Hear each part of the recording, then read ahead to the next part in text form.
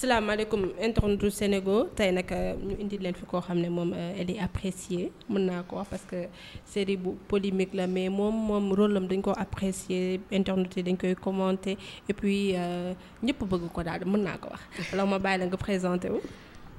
salaamaaleykum waa Sénégal merci ci invitation bi alors maa ngi tudd Ami Faye connue sous le nom de Diarra série Infidèle. alors Diarra ñu xamee la ci Infidèle mën naa wax Diarra émission bi yëpp. non amul problème ci Infidèle lañ la njëkk a gisee déjà mën nga ñu expliquer sa intégration ci série bi. alors sama intégration c'est à travers benn publication bu tonton Ibou Guèye defoon ci page am par la suite dafa ne woon dafa soxla woon benn voilé ci laa ko envoyé message mu ne ma envoie 2 photos. léegi ci laa envoyé ñaari photo ak affaire yooyu noonu après ma bàyyi suma numéro téléphone ci lañ ma woowee ma dem agence passé casting bi. casting bi nu mu demee woon est-ce que sa première série la est-ce que. Non parce que man moom je suis passionnée du cinéma. daan naa def ay court-métrage. comme ban. court-métrage jigéen. à l'occasion du 8 mars. boobu lañ ko defoon ak ñaar ñu doon liggéeyee Vibe Radio. voilà def naa aussi documentaire boobu benn festival la woon bu ñuy wax Dakar court métrage premier festival bi ma nekk foofu comme talent en cours. du coup ñu doon def benn documentaire boo xamante ne actrice bi day dem à la rencontre de son idole léegi nag foofu tombé ñu am invitation comme ñu am invité comme kii Omar Sy le comédien. léegi nag ci la ñu le comédien je vais dire. Oui. Voilà ci la ñëwee léegi. ci la ñu defee documentaire bi mu nekk expérience bu macha allah. J'ai fait aussi maîtresse d'un homme marié saison 1. D'accord. Voilà comme l'amie de Dior la conseillère de Dior voilà def naa ci 2 épisodes. D'accord. Voilà maîtresse tamit lan nga def ba intégré si. alors maîtresse à travers Denis Jean Denis moom moo ma envoyé message via Messenger après ci laa ñëwee passé casting bi. D'accord c'était facile Infidèle yow dafa mel ni ñaari série yëpp mu am polémique nga ñëw bokk ci nan nga joué woon maîtresse mën nga ñu rappeler un peu benn séquence bi nga def ci maîtresse comme ça pour ñu monter. si séquence bi mooy fàttali ko ci maîtresse ñaar laa fa def déjà. D'accord. Voilà ñaari séquence laa fa def benn bi mooy bi Dior amee problème ak Kader. Voilà foofu noonu man maa nekkoon ki ko doon conseiller. parce que daanaka dañoo ne woon dafa tëdd ak jëkkëru jàmbur du coup j'étais là pour la conseiller ak wax ko ni li mu def jaaduwul. Voilà.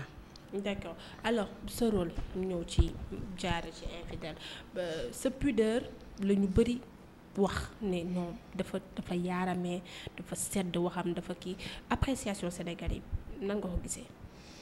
alors j'ai été vraiment ravie. parce que yombul aussi nit jouer dara nit yi apprécier. mais moi je me dis que rôle bu ñu joxe la rek. parce que bu doon dañoo ma jox rôle boo xamante ne damay dóoree wala may xeex ak yooyu noonu dinaa ko jouer à la perfection. juste rôle bu ñu ma jox la et kontaan naa trop ci sénégalais ni ñu ko jëlee voilà parce que apprécier nañ le rôle de Diarra vraiment. Est-ce que c'est facile de jouer Infidèle sur série. C'est pas facile du tout parce que tu dois sortir beaucoup de choses émotion lépp da nga war a concentrer wu. donc nekkul loo xamante ne dafa yomb vraiment mais. def nañ ko daal et j'espère que neex na Sénégalais yi bu baax. Est-ce que facile loon na rôle Mame Diarra bi comme. je dirais oui. parce que certes du ma yaaram mais am na ay jikko Diarra.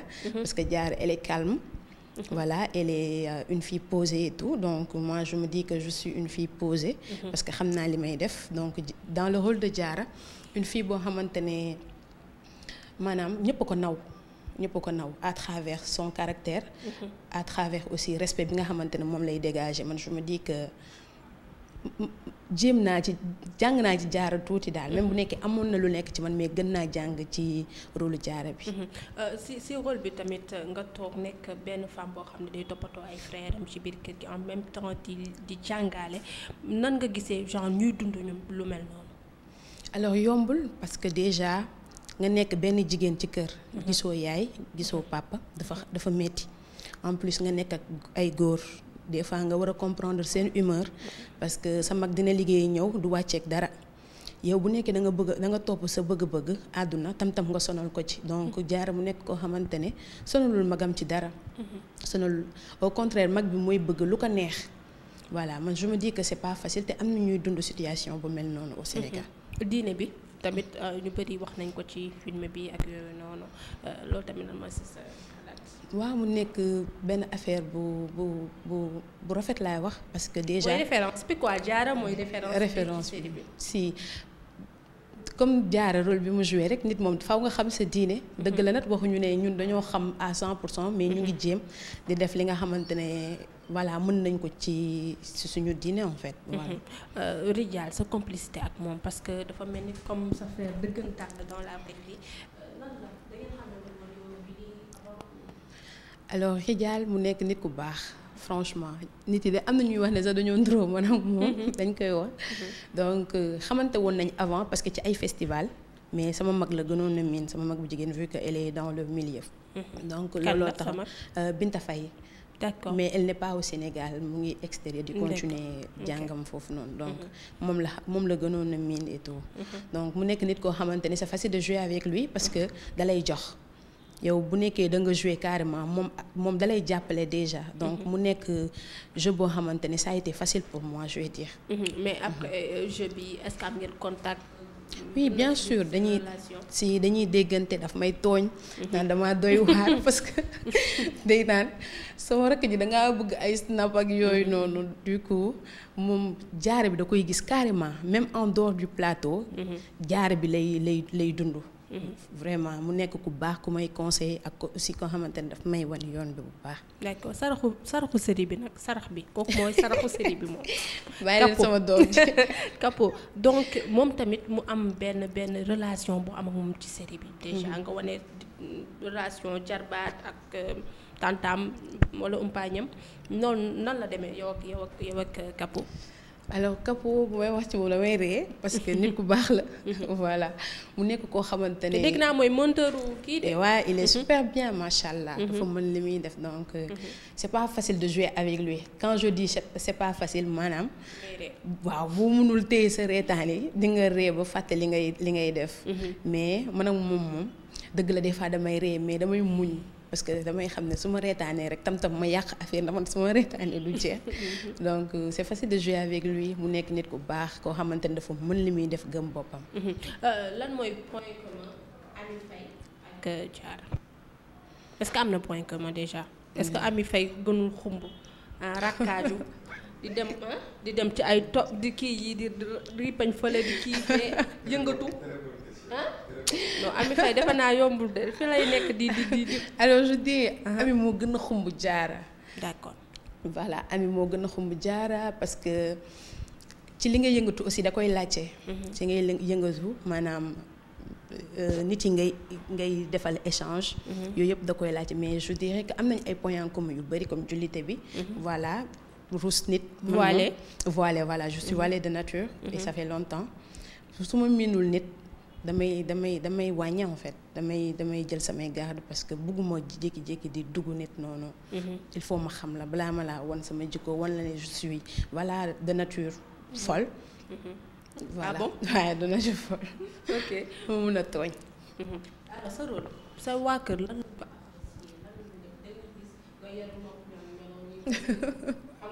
animé wala quelque chose comme ça sa yaay seen waa kër lan lañu gisee. alors ñoom dañ ko apprécier déjà. parce que film bi sama yaay moo njëkk a xaar ne tey infidèle amul. am na benn mooy première séquence bi ñuy wane mooy fi ma toogee di waas. Rijal mu ngi may wax ne naa ko bàyyi ma may toggal man ma dem jàngi cité naa fa exemple ma ne dangaa bëgg ñoom mère Ndeye Mbamba sama yaay laa doon wax foofu. oto ba mu ko déggee mënuma yóbbu ba mu muytuwul donc voilà suñu wàgg dañ koy apprécier te dañuy xaar série bi jot ñu bëri dañ may naan sama jikko laa joué foofu noonu. parce que du ma ne à 100% je suis comme ça mais voilà je dirais à 80%. ban séquence moo la gën a marqué.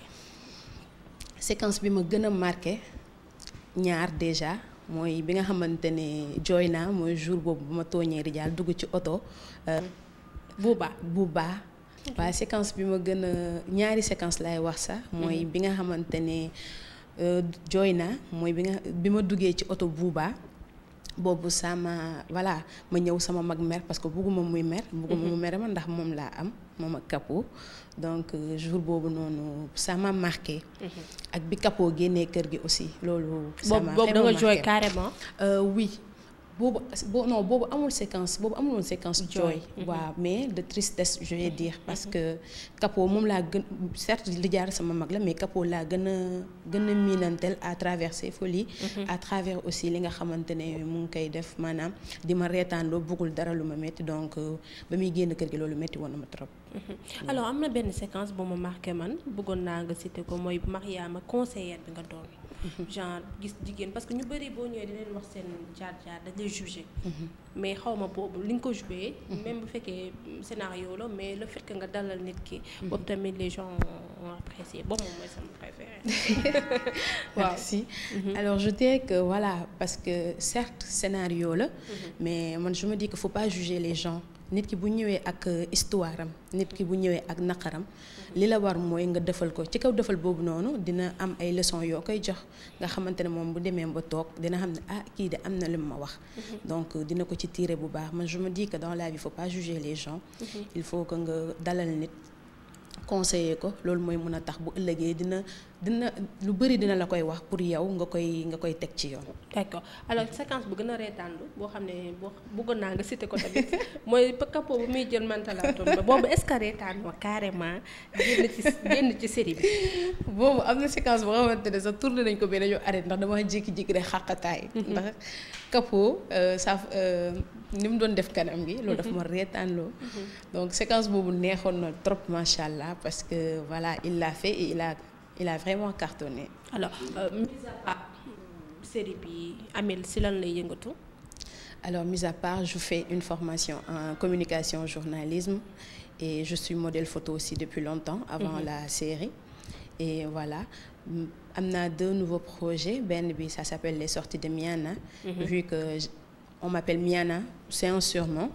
Donc loolu ça consiste à faire des visites. C'est-à-dire dem ci biir Dakar dem ay Toubab Jalaaw ay Somone def fa ay visites entre amis ak aussi ñi nga xamante ne ñoo bëgg def découverte ñu amaale benn programme. ak aussi beneen boo xamante ne ça vient de débuter Xarma Transport. Alors loolu c'est spécialement pour les étudiants yi nga xamante ne dañuy guddee wàcc duñu am taxi wala taxi des fois dafay cher et tout. ñun dañoo def Xarma Transport pour mu mun leen a jàppale nga xamante ne bu ñu wootee rek def seen réservation nga xamante bu ñu wàccee par exemple 21h dinañ leen mën a xaar jël si leen yóbbu leen ba seen kër. D'accord loolu c'est intéressant donc am nga joué nga séquence bu la metti boo xam ne moom tu as regretté carrément. Non.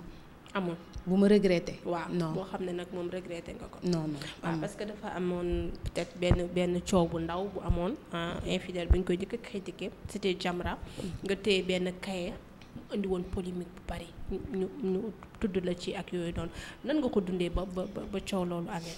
alors voilà ça m'a fait mal parce que toog naa jooy ci. waaye carrément. dafa nekk loo xamante ne dafa ma metti parce que je me dis que les gens ne comprenaient pas en fait parce que dëkk jullit la ñu wax comprendre nga donc man je vais pas accepter man déjà dama def samay limites parce que déjà je suis voilée casting bu ma demee bu ñu ma nee soxlawuñu voilée damay dem sama yoon. mais bu ma gisee critique waaye mos naa dem benn casting alors dañoo mën a woon naa dindi sama col.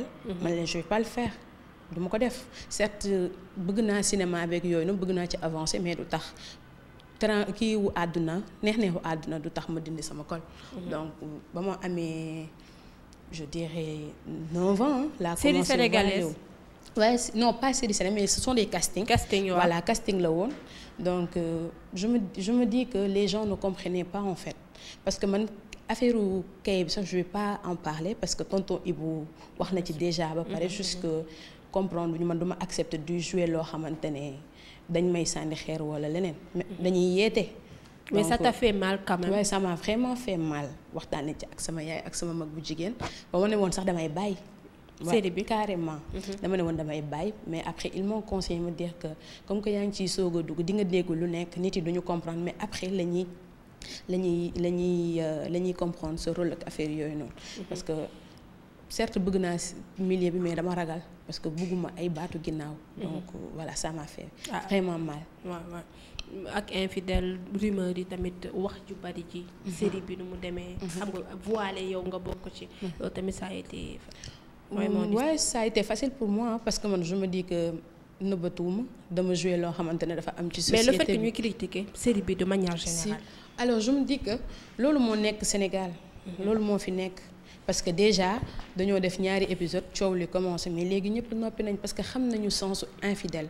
xam nañu infidèle lan la ñëw pour apporter sénégalais yi wan leen li nga xamante ne moom mooy réalité yi. donc on n'est pas là pour yàq xale yi wala pour wax xale yi ne yor leen jikko bii nii wala man ça me fait tellement plaisir su ma romee ñu ne ma jaare yow yaa tax may seetaan infidèle. ça me fait vraiment plaisir mais da ngay xam ne yow li ngay def voilà. teg nga ko ci yoon en fait tey bu ñu ma joxoon rôle Mariam dama koy jouer même en étant voilée bu ñu ma joxoon rôle ku soxor dinaa ko def parce que c'est juste pour yeete nekkul pour jàngal nit yu lu bon wala wax lu bon non non. alors am na ñoo xam ne moom eggale nañ scénario bi ne yow yaa nar a changer Bouba. nee nañ mari kii jaara mu mën a changer Bouba alors dama lay jox benn acteur. par exemple tey nga conseiller ko. ci biir infidèle comme benn ami conseiller. bu doon jox conseil par exemple ami di jox conseil jaara. ci dara jaara wut na liggéey par exemple amu ko. mu ngi yàkkamti àddinaam parce que amul liggéey. ami bu doon conseiller jaara. alors ami bu ma doon conseiller jaara ne ko mu dal. parce que déjà li nga wax ni am ci scénario bi am na ci. mooy fi nga xamante ne man dama yàkkamti woon Bouba utal ma liggéey. mu ne ma. naa def nànk parce que yàlla sunu borom bu ko tuddee rek day ñëw. donc man su ma di que nit ki defal li la war li ci des nga bàyyi ko ci loxo yu yàlla sunu borom boo xëy na di julli di ñaan. bu ko defee moom dina la mën a leeral sa yoon nga xamante ne li nga bëgg dina la ko apporter incha allah. genre Bouba yi nag loolu leen wax genre Bouba yi bëri ci dëkk bi genre boo ko doon conseillé nan nga koy wax. Bouba dama koy conseillé mu bàyyi doomu jàmbur yi. déjà ak aussi. rôle am dafa am importance. avant de balaa ma koy yedd. rôle am dafa am importance parce que dundinu sénégalais la. quand je dis dundinu sénégalais maanaam am na ñu yor jikko boobu noonu di ko dund en fait Sénégal c'est juste que pour yee nit yi ak aussi pour wan nit yi nga xamante ne moo fi am man li ma koy conseiller rek mooy mu bàyyi doomu jàmbur yi muy nax. ak aussi mu bàyyi tumaani bi nga xamante ne sonal na ko. waaw. alors mën nañu xaar deuxième saison parce que ñu genre yi di seetaanee par vidéo donc ñun seetaan nañ ko ba mu jeex est-ce que mën nañu xaar deuxième saison bi tamit ay changements wala yow sa rôle xaw a wala commencé goo leen ko. non commencé guñu. voilà mais alors mais bi yeneen série yi xam nga boo joué infidèle nag nga xaw ko réussir. yeneen producteur dañ lay xaw a woo. naan laa ñëwal fii wak dugg na fii est-ce que dund nga loolu tamit am na ñu la commencé démarche. waaw amoon na ñu ma woo. ci benn série mais voilà je me suis dit que et aussi avec les conseils des autres. nit boo nekkee ci benn projet concentré aussi certes neex na nga siiw neex na nga bokk ci ay affaires yu bari mais nga concentré wu ci benn affaire def ko à la perfection. après nga jàll ci leneen moo gën ngay def lii tourner waat def leen man je me dis que loolu dafay encombrer nit ki man je préfère être dans une série ma concentré après bu yàlla suñu borom andee leneen ma dem concentré wu ci loolu. est-ce que am nga benn anecdote boo ñuy raconter ak sa benn fan par exemple la woo après wala apprécier sa benn. waa bëri na de surtout Sandaga. parce que benn bés damay wax des fois sax ne masque yi baax na fi. ndax man saa yu may génn suñu kër dama koy andi ba fii. parce que damay rus ku romb jaara ça va taxaw bi noonu nit yi ñëw. man loolu dama koy rus. du coup Sandaga arrivé na ma wàcc ci taxi bi noonu di dem sama yaay laa doon dem. masque bi fii laa ko andi de. mais kooku ne waa kii lu jaara. xamee waa léegi ñu nekk foofu ñëpp naan ma jaara kaay ñu photo ak yooyu noonu loolu ça m'a vraiment marqué. est-ce que méttiwul tamit siw bi tout le temps du la retardé. non fii ku ko méttital rek mu métti de. d'accord parce que voilà ñun sénégalais ñoo ñoom ñoo ñu bëgg. donc man je me dis que méttiwul nañu def nañ leen delloo njukkal parce que ñoom ñoo tax tey bu ñu rombee nit yuuxu la ak nit apprécier je me dis que ñoom la en fait donc méttiwul. ku ko méttital rek mu métti ci yow. d'accord merci ñu ngi lay jaajëfal kontaan nañ ci dalal la Diarra bi ñëpp apprécier man sax dama ko apprécier ñëpp apprécier waaw di ñaan yàlla defal la jàmm série bi encore une fois ñu de ci gën a gis suñu bopp ñun tamit. Ok, merci beaucoup. Merci beaucoup. Ba bàyyi la nga tàggoo say fan sa tamit bu la doon suivre. Alors merci beaucoup kontaan naa trop ci invitation bi je te remercie Aïda et di remercier aussi mes parents, plus particulièrement ma maman et mes deux grandes sœurs, je vais dire, Binta et Khadi.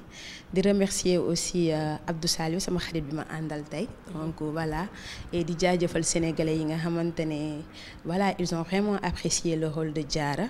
Di leen wax ne ñu yokk ñaan yi rek yeneen projet ngi ñëw inshallah rabbi. D'accord, merci. C'est bon. Merci.